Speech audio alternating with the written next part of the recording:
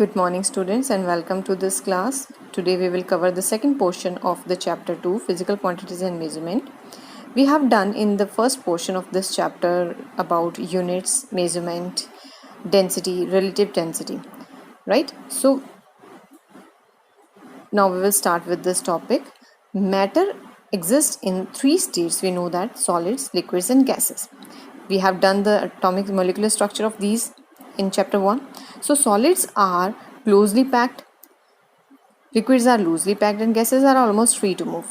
As solids are closely packed, that is the reason a substance in its solid form has more density than that substance in its liquid form, and the same substance in its gaseous form is having almost least density, right? But the exception is there.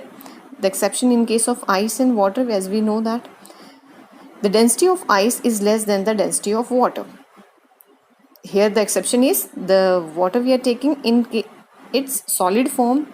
We know that solid form has the higher density, but exception is there for the case of water, that ice is the solid form of water, so it has less density than its liquid form, right? Now we will start with the second portion, that is the floating and sinking. We know that either a body will float in a liquid or it will sink in a liquid. Two ways it, right? So if a body floats in the surface of a liquid, what does it mean? It means the density of that solid is less than the density of that liquid, right? So if it sinks, what does it mean? It means density of that solid is more than the density of that liquid. Let us take an example here. For example, piece of cork, or you can say piece of wood, will float in water, whereas an iron nail will sink in water. Let us perform an activity over this. In this activity, I have taken a piece of wood and an iron nail, right? Let us see who will float and which will sink. If I place wooden block in this water ball, what will happen? The wooden block starts floating. It will not sink, because why? The density of this wood is less than the density of water. That is the reason it floats. Whereas if I'll place iron nail in this water ball, what will happen? As we can see, it sinks. Why it sinks? Because the density of that nail is more than the density of this water. That is the reason it will sink. Why it happens? Because of the density, right? Density of water is 1 gram per cubic centimeter, and density of iron is about 7.86 gram per cubic centimeter, which is much more than the density of water. That is the reason it sinks down, right? But if we will make the same iron nail to float in mercury, which is having the density of 13.6 gram per cubic centimeter, then it will sink or float? Then it will float in the mercury, because in that case the liquid, that is the mercury, will have more density, right? Now the second is principle of flotation. According to this principle, a body floats in a liquid if it displaces the liquid equal to its own weight, or in other terms you can say that if the buoyant force is equal to the weight of the liquid displaced by the immersed part of the body. What does it mean? If we will take the example of this one, if I'm placing the wooden block into the water, it will displace some water to create its own space, right? So it will float only if it displaces the liquid. The liquid displaced by this block is equal in weight to that of the immersed part. Or in other words, we know that whenever a body is immersed in any liquid, two forces are acting. One force is its own weight, which is acting downward. Another force is the buoyant force by the liquid on the solid surface, right? If the buoyant force is equal to the weight of the liquid displaced by the immersed part, only then the body will float. So this is the principle of flotation, right? As you can see in this diagram, whenever a body is in liquid, two forces are acting over it. First is the buoyant force by the liquid on the object, and the second is the weight of the object which is always acting downward, that is equal to m into g. So body will move in whichever is greater out of these two forces, the body will move in that direction only. If the buoyant force is more, the body will float over the surface. If the weight is more, the body will sink, right? So in this case, we can have three options here. First option, when the weight of the body is greater than the buoyant force. Two forces are there. So if we will take weight is more than the buoyant force. So as I told you, whichever is greater, body will move in that direction only. If the weight is more, the body will sink then. So if we have weight more than the buoyant force, what does it mean? The body will come to the bottom. It means it will sink. Why it sinks? Because the net resultant force over the body, that is equals to W minus FB, which will move in the direction downward, which will act downward because weight is more, so it will act downward. So the body will sink. Second option, when these two forces are equal to one another. So if they are equal to one another, in this case, net resultant force will be 0 over the body. Why? Because W minus FB is equals to 0 because both are equal. So body will float just below the surface of the liquid. In this case, when both the forces are equal, the body will float but below, just below the surface of the liquid, right? Now the third case, when the weight is less than buoyant force. In this case also the body will float, but partially it will float, right? So if weight is less than the buoyant force, net resultant force will push it up to the surface. So only that much portion of the body will immerse inside, by which the weight of the liquid displaced buoyant force balances the total weight of the body. So that much portion of the body will sink into the liquid. Okay. So now, up to now, we have two ways to decide whether the body will float or the body will sink. On the first is on the basis of density, as we have done earlier. Second, on the basis of the weight and buoyant force. So let us make a chart here. So if the density, rho is the symbol for the density. If the density of the substance means solid, which I am placing in the liquid, and rho, liquid, is the density of that liquid in which the substances or solid is placed. So if the solid density is more than the liquid density, or you can say if the weight of the body is more than the buoyant force, in these two cases the body will sink. Second, if the solid density is equal to the liquid density, both are equal, it means if weight of the body is equal to the buoyant force, in this case the body will float just under the surface. If the solid density is less than the liquid density, or weight of the body is less than the buoyant force, in this case body will float but partially.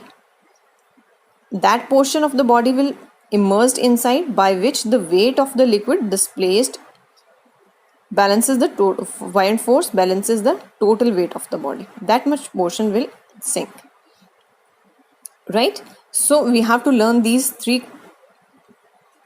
conditions here. In these conditions, the body will sink or float, right? Next is the law of flotation. According to the law of flotation, whenever we place a solid substance in any liquid, and at the time of equilibrium, we can have three possibilities. Three things will be there. Weight of the body is equals to upthrust will be there, right? That is true. Net force on the body is equals to 0 because the equilibrium is there. Weight of the body is equals to weight of the fluid displaced. We have done all these three conditions here. Whenever a body is immersed in any liquid, right, when it attains the state of equilibrium, that time weight of the body is equals to the upthrust. Weight of the body is equals to the weight of the fluid displaced. That's true. And net force on the body is equals to 0. That's also true. So out of these three possibilities, which one is always correct in any of the condition? So the option 2 is always correct. They can be changed depending upon the circumstances or situations here. So but the net force on the body at the stage of equilibrium is always 0. This is always true. But up to your class, that is class 8, we will take the law of flotation as The weight of the floating body is equals to the weight of the liquid displaced by its immersed part. So according to the law of flotation up to this class, that is this one. Weight of the floating body must be equal to the weight of the liquid displaced by the immersed portion only. Or you can say the apparent weight is equals to 0. Right? So this is the law of flotation, but always remember in the state of equilibrium, net force on the body is equals to 0. This is always true. Now what do you mean by this apparent weight? Apparent weight is the weight of the substance when it is inside the liquid. So at that time the weight will not be the correct value. It is different from the weight of the substance, actual weight of the substance when we will measure that substance in air. So the weight of the body in liquid is known as the apparent weight, right? Now this body is in liquid, it floats over the partially immersed. So it must have some apparent weight value which is equal to 0 in case of the equilibrium state, right? So I'll give you a situation here, that is if I'll displace the liquid from water to glycerin, what will happen to the flotation of this substance? If I'll replace the liquid with the liquid more than the with the liquid having density more than that of the water density, that time the submerged part of the body is less if the density of liquid is more, right, than the liquid. So if I'll replace the liquid, that is water, to any other liquid having less density than that of water, in that case the submerged part will be more because the density of the liquid is less than the density of water. So in case of the liquid density more than the density of water, submerged part is less, it means equilibrium will be attained with the very least portion of the body immersed into the liquid, right? As you can see in the diagram. The applications of flotation, we have many more applications. First, flotation of iron ship. We know, as we have seen in the first activity, that iron nail sinks into the water, but here we are saying that iron ship is floating. Why is it so? Because the density of iron is more than the density of water. That is the reason iron nail sinks. But in case of the ship that is specially designed and it is hollow, ship is hollow, which contains air, due to which the average density of the ship becomes less than that of the water. This is the reason iron ship floats whereas the iron nail sinks, right? Second, flotation of man. It means depending upon the density of the liquid, we can decide whether we can float easily in which water. So it is easier for a person to swim in a sea water than in the river water. Why? Sea water is having more density than the river water, right? The weight of the man gets balanced by the less immersed part of its body in case of sea water than in that of the river water. Next is the flotation of icebergs. Because of the density of ice is less than that the density of the water, that is the reason icebergs floats. Submarine. In case of submarines, submarines are provided with water tanks. When they need to go deep into the water, these tanks will be filled up with water so that the average density is more than the density of water, and as the density of the submarine is more, so the submarine will sink. So whenever submarine wants to come to the surface, that time the water tanks are made empty with some suction pumps. In that case, when the water tanks are empty, that time the average density is less than the density of water, so it will float. We have many more applications also. In case of application of flotation of ice on water, as we know that ice is an exceptional case, so let us consider it. If I have taken here I have taken a piece of ice, cube of ice. If I'll place it in water, what will happen? It will float, but a very little portion of ice is outside the liquid. Most of the portion is submerged into the liquid or water, you can say. Why is it so? If we'll see the ratio of this one, then about 9/10 part of the ice is inside the water and only 1/10 portion of it is above the water, outside the water. Why? The reason is that the density of ice is approximately 0.9 gram per cubic centimeter, whereas the density of water is 1 gram per cubic centimeter. It means the density of ice is less than the density of water. That is the reason a very small portion of it is outside the water, rest of the portion is immersed into the liquid, right? Hence, the weight of water displaced by 9/10th part of ice immersed inside water becomes equal to the total weight of the ice piece. Like whales, whales can sink or rise at their will. Why? They have special organ in their body which is called the swim bladder. In order to come to the surface of water, they will fill the bladder with air. This decreases the average density of the whale, so it rises to the surface. To dive into the sea, they empty the bladder. This increases the average density of the whale and it sinks. Same in case of balloons.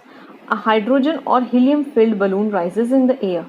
The reason is that the density of these gases is less than the density of air. Therefore, the buoyant force experienced by balloon due to air becomes greater than the weight of the balloon. Hence, the balloon rises up under the influence of the net upward force. Right? This is all about this chapter 2. We will have numericals, and we have done these numericals, simple numericals, on the formula of density and the relative density. Thank you so much.